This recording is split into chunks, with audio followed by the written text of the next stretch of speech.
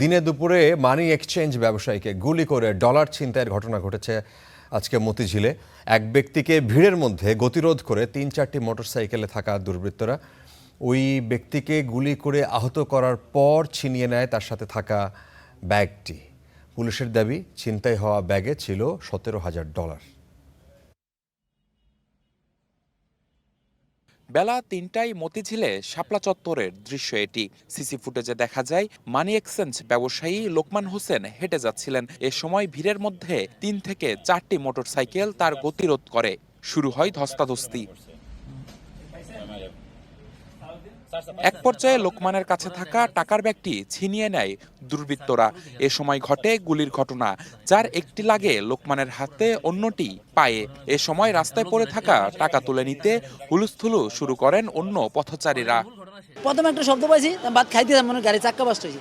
পরে অর্ধেক ভাত খাওয়া যেমন আরেকটা শব্দ হয়ে তাড়াতাড়ি করে ভাত খেয়ে গেছি, কিন্তু অনেক মানুষ জড়ায় গেছে।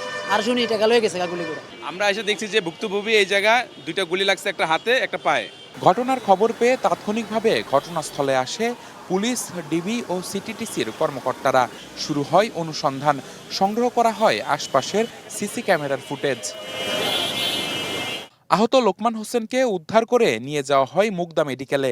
সেখানে চিকিৎসাধীন তিনি, তবে তার অবস্থা আশঙ্কামুক্ত। এদিকে পুলিশ বলছে লোকমানের ব্যাগে ছিল $১৭,০০০, যা ছিনতাই করেছে দুর্বৃত্তরা। আমাদের কাজ শুরু করেছি, আমাদের অনেকগুলো টিম কাজ করছে, ডিবি কাজ করছে, আমাদের ডিভিশনের যে টিমগুলো অর্থাৎ থানা পুলিশ কাজ করছে, সিটিটিসি কাজ করছে, পিবিআই কাজ করছে, সবাই কাজ করছে। আমরা আশা করছি খুব শীঘ্রই যারা জড়িত তাদের গ্রেপ্তার করতে পারবে। ঘটনার পর ছিনতাইকারীরা মোটরসাইকেলে করে পল্টনের দিকে পালিয়ে যায় বলেও জানায় পুলিশ। নিবিড় সাহা, স্টার নিউজ, ঢাকা।